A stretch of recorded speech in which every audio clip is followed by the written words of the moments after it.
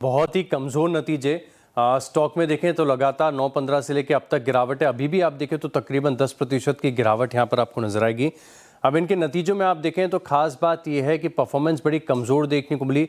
एक तो ये जो वेस्ट एशिया का तनाव है नंबर्स में रिफ्लेक्ट हो रहा है, सप्लाई साइड के इश्यूज नंबर में नज़र आ रहे हैं और साथ में आप देखें तो जो इनपुट कॉस्ट इन्फ्लेशन है इसके चलते इनके मार्जिन्स भी यहाँ पर टूटते हुए नजर आए।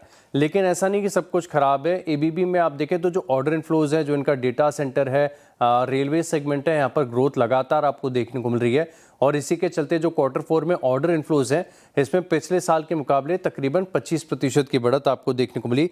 अब टोटल बैकलॉग यानी टोटल ऑर्डर बुक इनकी आ गई है तकरीबन 11,100 करोड़ के आसपास। लेकिन खास बात है कि मैनेजमेंट ने कॉन्फ्रेंस कॉल में कहा है कि जो पैट मार्जिन की गाइडेंस है 12 से लेकर 15% इसे बरकरार रखेंगे।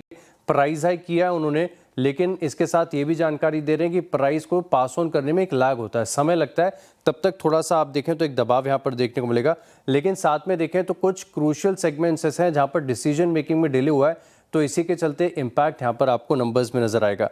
अब दरअसल एबीबी ये स्टॉक बहुत ज़्यादा भागा हुआ है और वैल्यूएशन के तो पूछे ही मत ही, मतलब इतनी एक्सपेंसिव वैल्यूएशन है कि काफ़ी कंपेयर भी नहीं कर सकते। इनफैक्ट अगर आप CY27 फॉरवर्ड ईपीएस पूरे एक साल के आगे की भी ईपीएस के हिसाब से देखें तो 68 टाइम्स पर ये स्टॉक कारोबार कर रहा है और इसी के चलते देखें तो कोई भी ब्रोकरेज हाउस ऐसा नहीं होता जो स्टॉक के ऊपर खुल के बड़े टारगेट दे या सीधे बाय की रेटिंग दे। तो अभी फिलहाल के लिए जो प्रभुदास लेदर की तरफ से रिपोर्ट इसमें होल्ड की रेटिंग है, नुवामा रिड्यूस की रेटिंग दे रहे हैं और मोतीलाल ओसवाल की तरफ से जो कवरेज है इसमें भी न्यूट्रल की रेटिंग को बरकरार रखा है 6,600 के टारगेट के लिए।